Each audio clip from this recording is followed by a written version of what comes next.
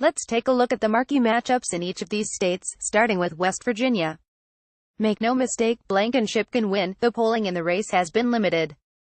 The only public poll in the last 3 weeks of the campaign, a Fox News poll, had Blankenship in third with 16% to West Virginia Attorney General Patrick Morrisey's 21% and Congressman Evan Jenkins' 25%. The final date that poll was in the field was 16 days before the election. To give you an idea of how much the race could have shifted since that poll, consider how predictive primary polls have been in the past.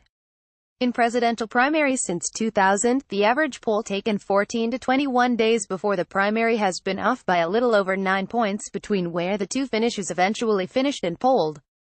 That's the difference between Jenkins and Blankenship. If you were to build a 95% confidence interval in the difference between the final margin and the polls 14 to 21 days out, it has been an astounding 23 percentage points. That's far greater than the difference between any of the three candidates. Indeed, there has been some rumblings that late internal polls from the campaigns show Blankenship surging. It's unclear how reliable that data is, however. Both Morrisey and Jenkins have their own weaknesses heading into Tuesday. Morrisey is from the northern part of the state, which may be where Blankenship will do best because the aforementioned mining disaster occurred in the southern part of the state. Jenkins, meanwhile, is a former Democrat and is from the southern part of the state where most of the voters are registered Democrats and won't be able to vote in state's semi-closed primary.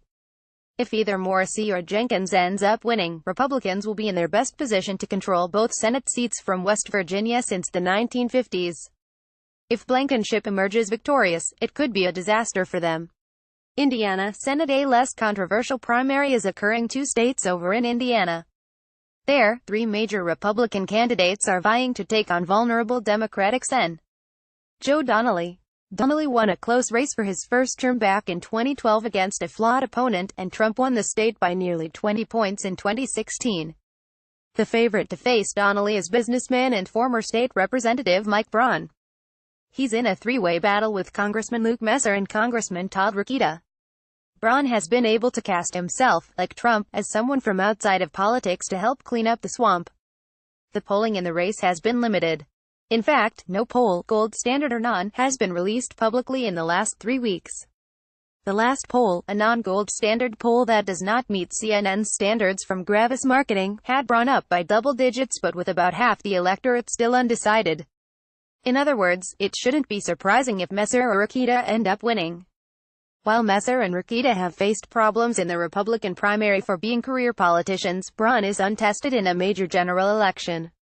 He's already faced charges that he exported jobs and underpaid employees, which could help to nullify attacks against Donnelly that his family business used Mexican labor.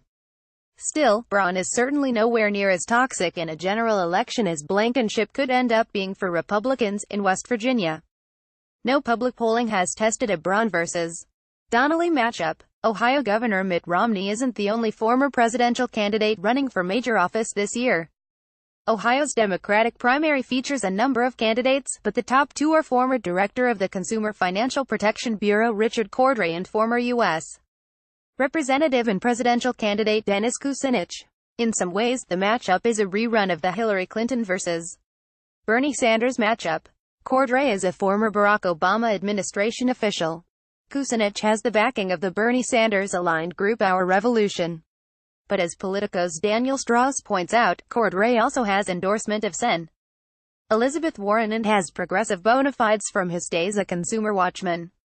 Kucinich has faced criticism for his occasional praising of Trump and for taking money from a pro-Syrian government group. He has said he'll give back the money. The polling in this race has been a little more fruitful than in Indiana and West Virginia. Cordray's led by double digits in some of the latest non-gold standard polling. That makes him the clear favorite. Though with 2/5 or more of the electorate still undecided and given the predictiveness of past primary polling, a Kucinich victory wouldn't be shocking. Either candidate would probably be an underdog in the fall.